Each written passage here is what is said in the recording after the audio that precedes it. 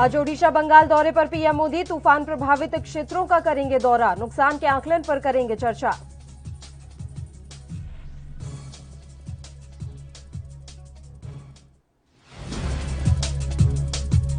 UP के अलीगढ़ में जहरीली शराब पीने से 7 लोगों की मौत, सीएम योगी ने आरोपियों पर एनएसए लगाने का दिया आदेश।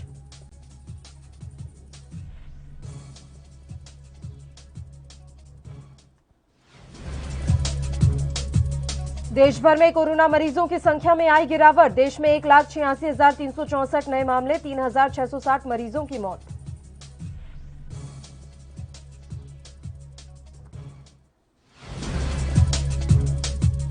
और डोमिनिका में गिरफ्तार मेहुल चौकसी ने कोर्ट का किया रुख, मेहुल के वकील का दावा, चौकसी के शरीर पर टॉर्चर के निशान, एंटीगुआ से जबरन उठाया गया।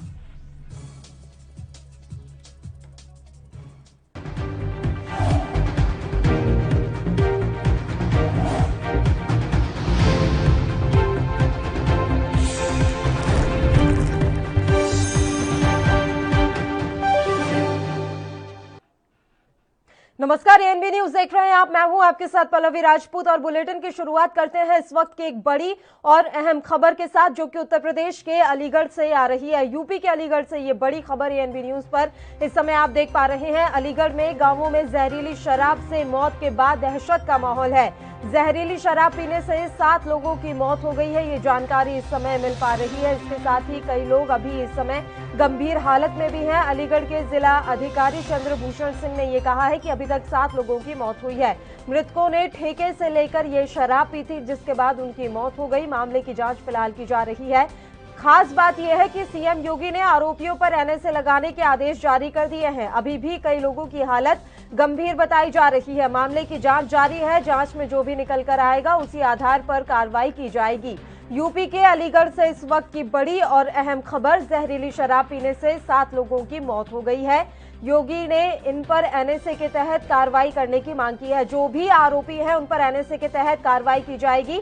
अभी कई लोगों की हालत गंभीर बताई जा रही है। 7 लोगों की मौत के बाद कई ऐसे लोग हैं जो अभी गंभीर स्थिति में हैं। मृतकों को लेकर अभी ये बात कही जा रही है कि इन्होंने शराब के ठेके से लेकर ये जहरीली शराब पी थी।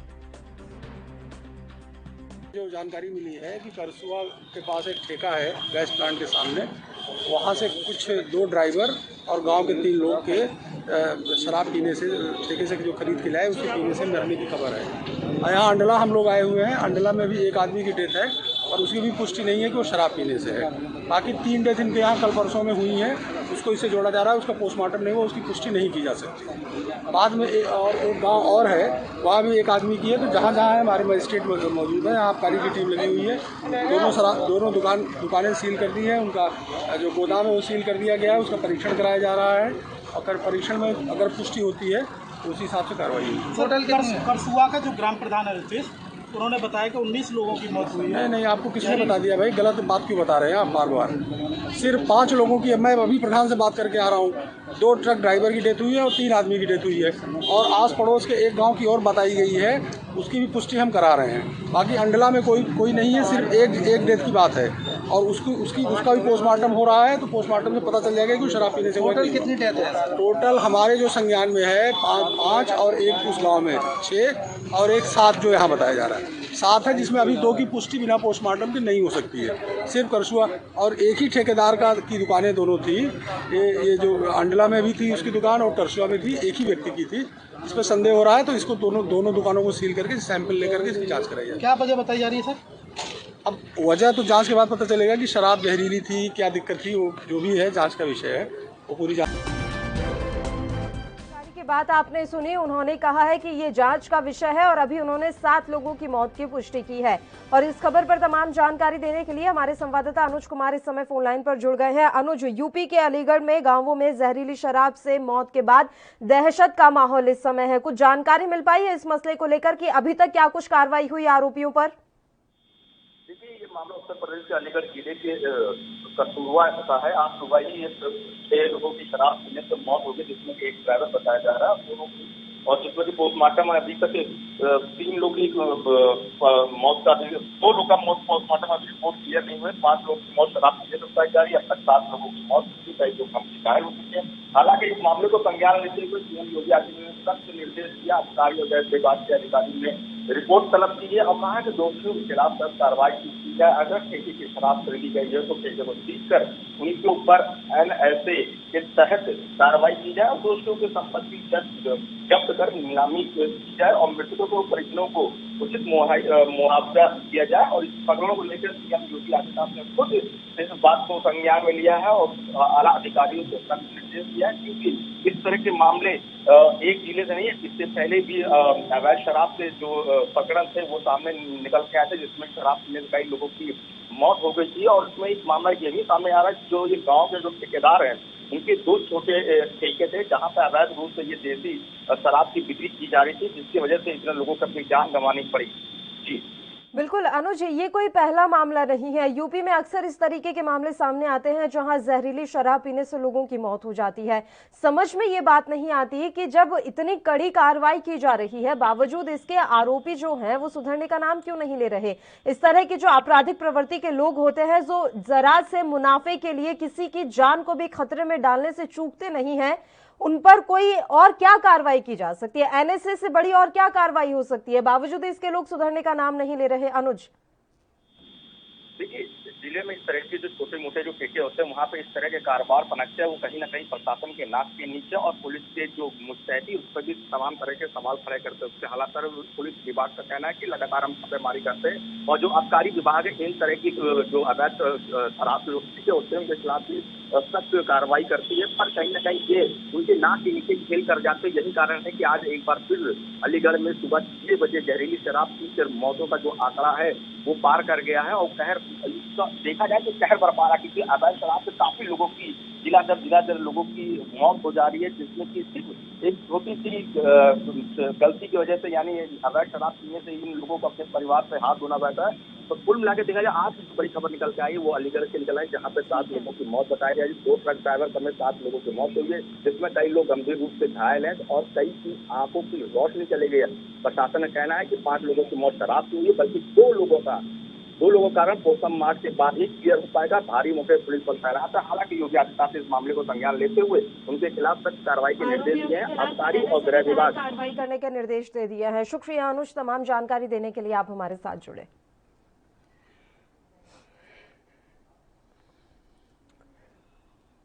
चलिए अब खबरों में आगे बढ़ते हैं। बीजेपी के राष्ट्रीय प्रवक्ता गोपाल कृष्ण अग्रवाल ने दिल्ली सरकार पर हमला किया है।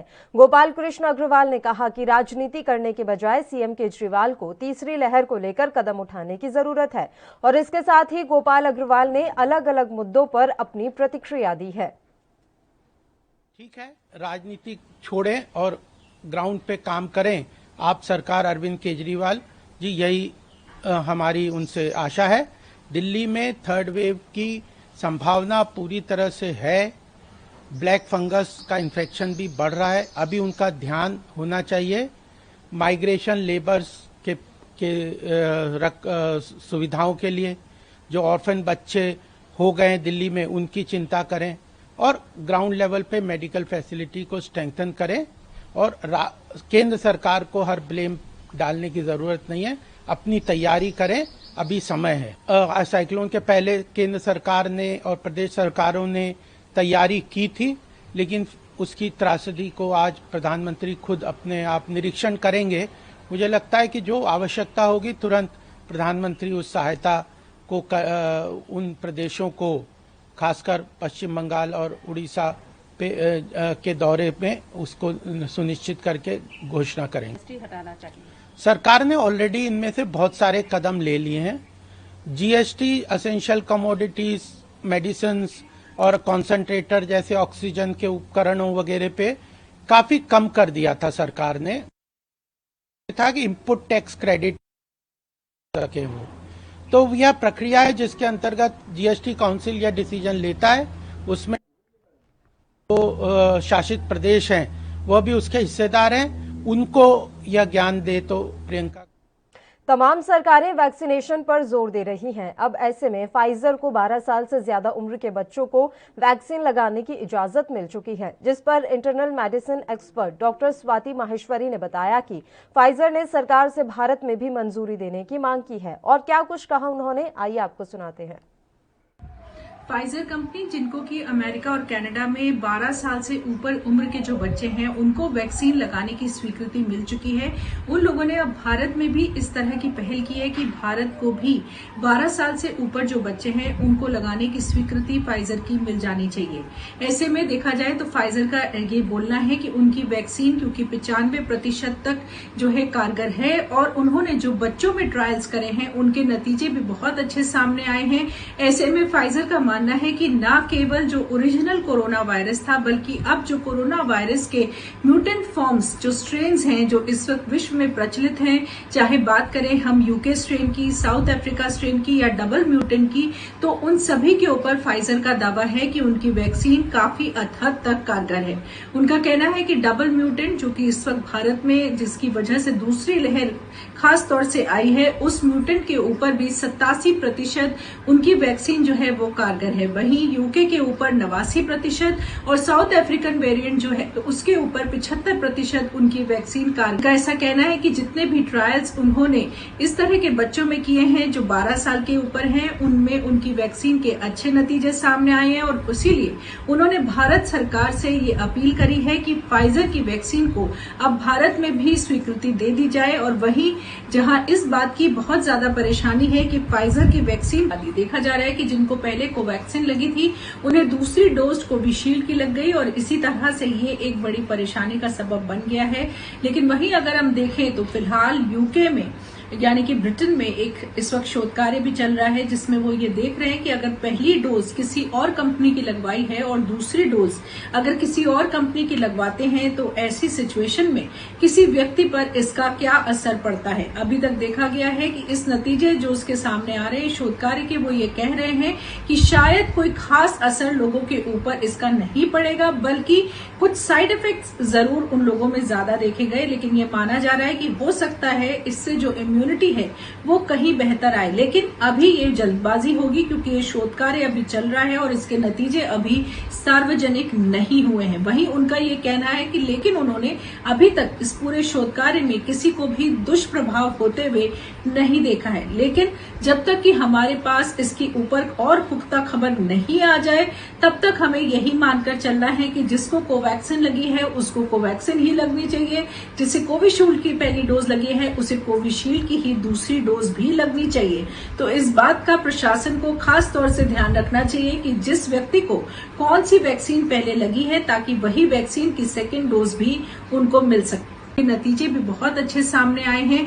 ऐसे में फाइजर का मानना है कि ना केवल जो ओरिजिनल कोरोना वायरस था बल्कि अब जो कोरोना वायरस के म्यूटेंट फॉर्म्स, जो स्ट्रेन्स हैं जो इस वक्त विश्व में प्रचलित हैं, चाहे बात करें हम यूके स्ट्रेन की, साउथ अफ्रीका स्ट्रेन की या डबल म्यूटेंट की, तो उन सभी के ऊपर फाइजर का दावा है कि उनकी वैक्सीन काफी हद तक कारगर है। उनका कहना है कि डबल म्यूटेंट जो कि इस वक्त भारत में जिसकी वजह से दूसरी लहर खास तौर से आई है, उस म्यूटेंट के ऊपर भी 87% उनकी वैक्सीन जो है वो कारगर है। वहीं यूके के ऊपर 89% और साउथ अफ्रीकन वेरिएंट जो है उसके ऊपर 75% उनकी वैक्सीन कारगर मानी गई है। उनका ऐसा कहना है कि जितने भी ट्रायल्स उन्होंने इस तरह के बच्चों में किए हैं जो 12 साल के ऊपर हैं, उनमें उनकी वैक्सीन के अच्छे नतीजे सामने आए। उत्तर प्रदेश में कोरोना के आंकड़े तो कम होते नजर आ रहे हैं, लेकिन अब ब्लैक, व्हाइट और येलो फंगस ने परेशानी खड़ी कर दी है।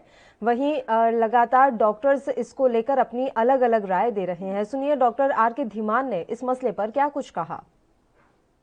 फंगस जो है, ब्लैक फंगस नाम की जो इस समय जो फंगस का इन्फेक्शन चल रहा है वो एक अपॉर्चुनिस्टिक फंगस है जिसको हम बोलते हैं म्यूकोरमाइकोसिस, म्यूकोरेल्स बोलते हैं इसको, जिसकी वजह से इन्फेक्शन होता है। ये फंगस देखने में वाइट ही होती है, लेकिन जब ये इन्फेक्ट करती है तो वहाँ की जो ब्लड सप्लाई है तो उसको रोक देती है। ये एंजियो इन्वेजिव फंगस है, यानी कि जो वेसल्स हैं उसको इन्वेड करती है और उसमें थक्का जमा देती है। जब ब्लड सप्लाई बंद हो जाती है तो वो हिस्सा जिसको ब्लड सप्लाई बंद हुई है वो ब्लैक हो जाता है। इसलिए लोग बागों ने इसको ब्लैक फंगस कहना शुरू कर दिया। फंगस तो वाइट ही है, और इसलिए जो हम लोग कहते हैं कि येलो फंगस है, ब्लैक फंगस है, वाइट फंगस है, इस समय इशू जो है म्यूकर माइकोसिस का है, म्यूकोरेल्स का है। अब इससे बचा कैसे जा सकता है? म्यूकर कहाँ पे मिलता है? म्यूकर वहीं पे मिलता है जहाँ सड़ी गली चीज़ें होती हैं, जहाँ से कि सब्जियाँ गल रही हैं, पड़ी हैं, या फ्रूट्स पड़े हैं, या लकड़ी है जो वो गल रही है, पत्ते हैं जो गल रहे हैं, तो वहाँ पर होता है। तो जितनी गंदगी है एक तो ये साफ़ होनी चाहिए, और दूसरा जो है मास्क लगाना चाहिए, ये भी बहुत इंपॉर्टेंट चीज़ है। ये एनवायरनमेंट में होती है, लेकिन इन्फेक्शन हमें और आपको नहीं होता है, क्योंकि हमारी इम्यूनिटी बिल्कुल बढ़िया इम्यूनिटी है। जिन लोगों की इम्यूनिटी कम होती है, इन्फेक्शन उन्हीं को करती है। कौन से लोग हैं जिनको इम्यूनिटी कम होती है? ये वो हैं जो डायबिटिक हैं और उनकी डायबिटीज़ कंट्रोल नहीं है, या वो हैं जिनको कैंसर की बीमारी है, कोई भी कैंसर हो, चाहे ब्लड कैंसर हो या दूसरा कैंसर हो, और तीसरा वो जिनको अंगों का प्रत्यारोपण हुआ है, जैसे किडनी ट्रांसप्लांट हुआ, क्योंकि उनको इम्यूनोसप्रेसिव ड्रग चलती हैं। तो पर्टिकुलरली ये ग्रुप ऑफ पेशेंट हैं जिनको ये इन्वेड करती है। आजकल तो जो सेटिंग है वो कोविड की सेटिंग है। कोविड में किनको ज़्यादा होता है? जिनको डायबिटीज़ है, हाइपरटेंशन है, या 60 साल से ऊपर है, जिनकी इम्यूनिटी कम है। जब ये डायबिटीज़ वाले पेशेंट एडमिट होते हैं तो इनको मान लो एडमिट होते हैं, ऑक्सीजन की ज़रूरत पड़ती है, तो उनके साथ में स्टेरॉइड की शोध करना है कि ये फंगस को कैसे हम प्रिवेंट कर सकते हैं और कैसे ट्रीट कर सकते हैं। क्योंकि आपने सुना होगा कि एम्बिजोम की कम हो रहा है, यानी कि एम्फोटेरेसिन बी बिल्कुल खुले बाजार में आराम से नहीं मिल रहा है, तो गवर्नमेंट ने इसको सारी सप्लाई ले रही है, और जितने पेशेंट हैं उनको बहुत अच्छे ढंग से उनको दे रही है। एम्फोटेरेसिन की बी के अलावा और कौन सी है, जैसे इसाबुकोनाजोल है या पोसाकोनाजोल है, उनको खरीदा जा रहा है, तो उनको भी दिया जाएगा। तो हमारा कहने का मतलब है कि ये जो कमेटी बनी है उसका यही देखना है प्रिवेंशन और ट्रीटमेंट जो है कितने अच्छे ढंग से किया जा सके, और जो पेशेंट्स यहाँ पर आ रहे हैं उसका एक सेंटर बना है, मतलब एक लिस्ट लाइन, मतलब उनकी प्रदेश स्तर पे हमें मालूम है कि कितने पेशेंट हैं और कितनों को दवाइयाँ देनी है, और सुचारू रूप से उनको दवाई की सप्लाई हो रही है। बुलेटिन में खबरों का सिलसिला लगातार यूं ही जारी रहेगा। फिलहाल एक छोटे से ब्रेक के लिए हम यहां रुक रहे हैं। आप देखते रहिए एएनबी न्यूज।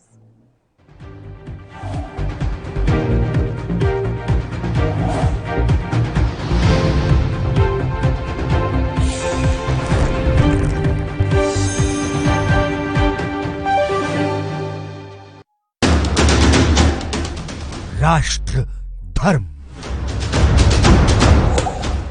रात 8 बजे सिर्फ एएनबी न्यूज पर।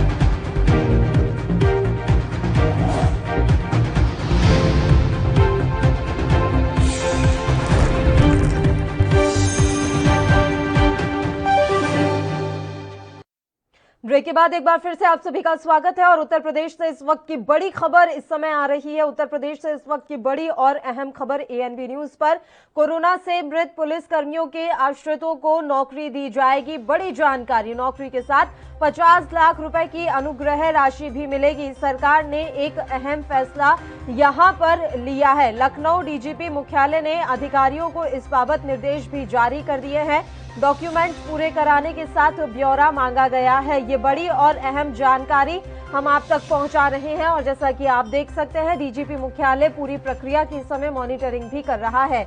आपको बता दें कि सभी जिलों के डीएम को प्रस्ताव इसके लिए भेज दिए गए हैं। जितने भी डॉक्यूमेंट्स हैं उनको पूरा करने के निर्देश यहां डीजीपी मुख्यालय की तरफ से जारी कर दिए गए हैं। कोरोना से मृत पुलिस कर्मियों के आश्रितों को नौकरी मिलेगी। नौकरी के साथ 50 लाख रुपए की अनुग्रह राशि भी दी जाएगी। इन पुलिस कर्मियों के परिवार वालों को किसी तरह की कोई परेशानी ना हो, इसके लिए सरकार पूरी तरीके से कटिबद्ध है, और डॉक्यूमेंट्स पूरे कराने के साथ ब्यौरा भी मांगा गया है। डीजीपी मुख्यालय की तरफ से निर्देश भी जारी कर दिए गए हैं।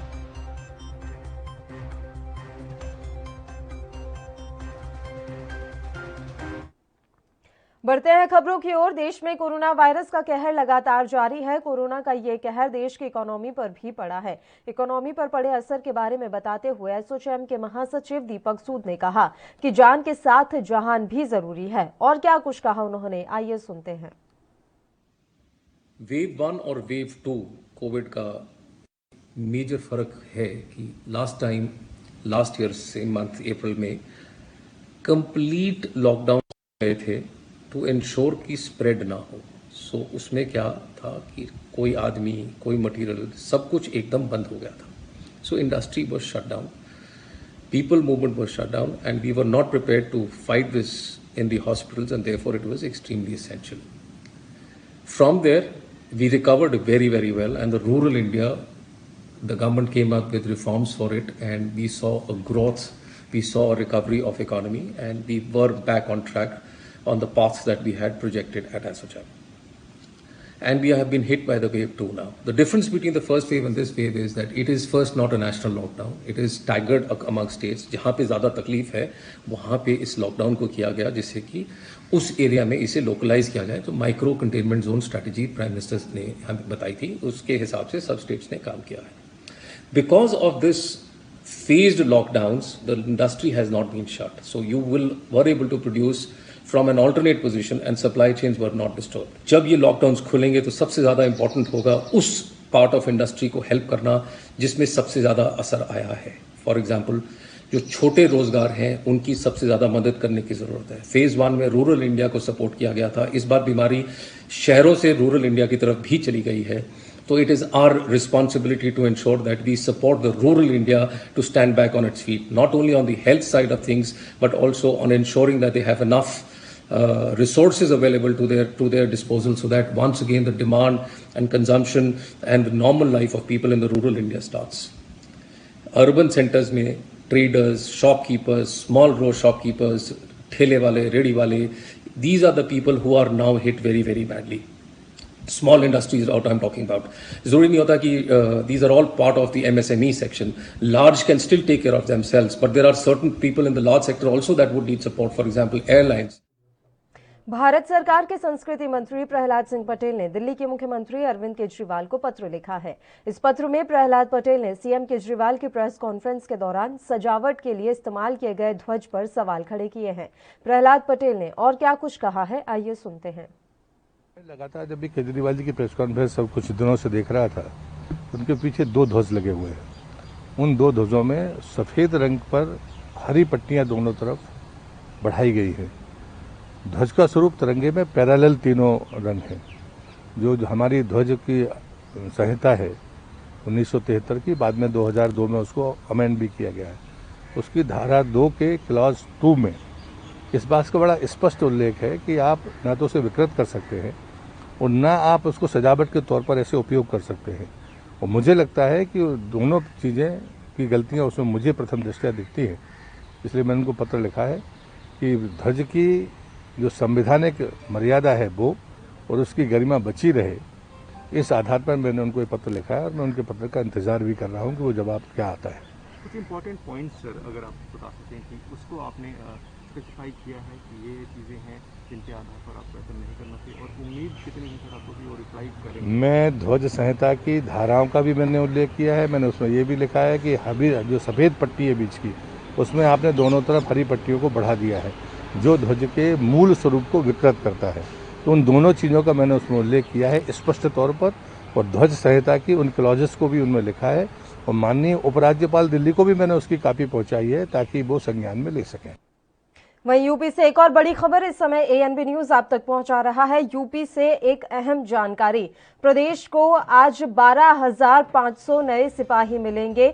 चयनित 12,500 अभ्यर्थियों का प्रशिक्षण पूरा कर दिया गया है। ये बड़ी और अहम जानकारी। यूपी से नए सिपाही इस समय प्रदेश को मिलेंगे। 2018 के तहत 49,568 पदों पर भर्ती निकाली गई थी। अब सिपाहियों को जिलों में ड्यूटी के लिए भेजा जाएगा। तो 12,000 से ज्यादा सिपाहियों को आज ड्यूटी के लिए जिलों में भेजा जाएगा। प्रदेश को आज 12,500 सिपाही मिलेंगे। ये बड़ी और अहम खबर। चयनित 12,500 अभ्यर्थियों का प्रशिक्षण आज पूरा हो चुका है और आज उन्हें अलग अलग जिलों में ड्यूटी के लिए भेजा जाएगा। 2018 के तहत 49,568 पदों पर भर्तियां निकाली गई थी। अब सिपाहियों को जिले में ड्यूटी के लिए भेजा जाएगा। 12,500 ऐसे सिपाही हैं जिनका प्रशिक्षण पूरा हो चुका है और आज उन्हें अलग अलग जिलों में ड्यूटी के लिए भेजा जाएगा। इस वक्त की अहम और बड़ी खबर यूपी से। चयनित 12,500 अभ्यर्थियों का प्रशिक्षण पूरा हो गया है। उन्हें आज अलग अलग जिलों में ड्यूटी के लिए भेजा जाएगा। 2018 के तहत 49,568 पदों पर भर्तियां निकाली गई थी। अब सिपाहियों को जिलों में ड्यूटी के लिए तैनात किया जाएगा। फोन लाइन पर अनुज कुमार हमारे संवाददाता इस समय जुड़ गए हैं। अनुज, आपसे पूरी जानकारी चाहेंगे। आज उत्तर प्रदेश को 12,500 नए सिपाही मिलेंगे। जी बिल्कुल बताएं, उत्तर प्रदेश को आज 12,500 सिपाही मिलेंगे। तो ये भर्ती प्रक्रिया 2018 के तहत हुई, जिसमें कि 49,568 पदों पर भर्ती निकाली गई थी। और हालांकि चयनित जो हुए हैं 12,500 अभ्यर्थी ट्रेनिंग के बाद सफलतापूर्वक ट्रेन पाए गए हैं और उनको आज परेड के बाद ट्रेनिंग हासिल करके सभी सिपाहियों को जिले में ड्यूटी दे दी जाएगी। क्योंकि कहीं ना कहीं एक जो प्रदेश में जो सिपाहियों की और पुलिस कर्मियों को जो कमी खल रही थी, वो कहीं ना कहीं सिपाही मिलने के बाद कमी पूरी हो जाएगी। क्योंकि लॉ एंड ऑर्डर की व्यवस्था देखी जाए या तमाम तरह के जो छोटी मोटी घटनाएं देखे जाए, वहाँ पे पुलिस की कमी को पहले दर्शाया जाता कि पुलिस स्टाफ हमारे पास नहीं। अब ये स्टाफ मिलने से मैन पावर की जो ताकत वो बढ़ जाएगी और आज उत्तर प्रदेश में 12,500 सिपाही मिलने के बाद प्रदेश की जो ताकत है पुलिस की कहीं ना कहीं बढ़ती हुई नजर आएगी। शुक्रिया अनुज, तमाम जानकारी देने के लिए आप हमारे साथ जुड़े। तो ये अहम और बड़ी जानकारी, 12,500 अभ्यर्थियों का प्रशिक्षण आज पूरा हो चुका है। उन्हें अलग अलग जिलों में अब ड्यूटी के लिए भेजा जाएगा। वहीं पंजाब के स्वास्थ्य विभाग ने कहा है कि करीब 72% मरीजों के साइनस में ब्लैक फंगस मिला है, जिनका इलाज किया जा रहा है। वहीं अधिकारियों ने भी ये कहा कि संक्रमण 6 मरीजों की आंखों में फैल गया, जिसके चलते उनकी आंखों की रोशनी चली गई। हालांकि राज्य में अभी ऐसा कोई मामला सामने नहीं आया है जिसके फेफड़े, जबड़े या दांतों में ब्लैक फंगस का संक्रमण हो। ब्लैक फंगस एक दुर्लभ लेकिन सीरियस फंगल इन्फेक्शन है जो घातक न होने पर भी किसी भी मरीज के अंगों को नुकसान पहुंचा सकता है। ब्लैक फंगस के लिए राज्य के नोडल अधिकारी डॉक्टर गगनदीप सिंह ने कहा कि पंजाब में अब तक ब्लैक फंगस के 222 में से 160 मरीजों का शुरुआती चरणों में ही इलाज कर दिया गया था। ये साइनस में था। वहीं अगर इलाज नहीं किया जाता है तो संक्रमण आंखों, फेफड़ों, जबड़े, दांत और कभी कभी दिमाग में भी फैल सकता है। डॉक्टर मरीजों में संक्रमण को रोकने के लिए निगरानी कर रहे हैं।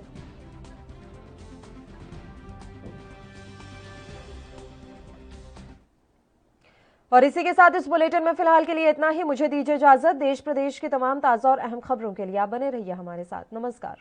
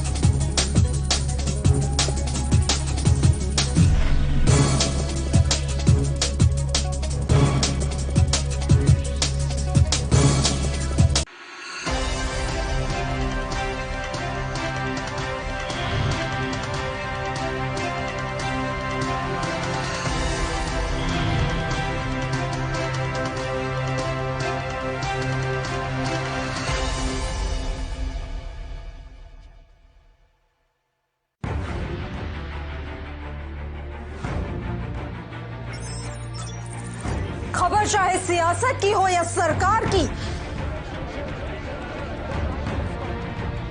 खबर चाहे भ्रष्टाचार की हो या गुनहगार की,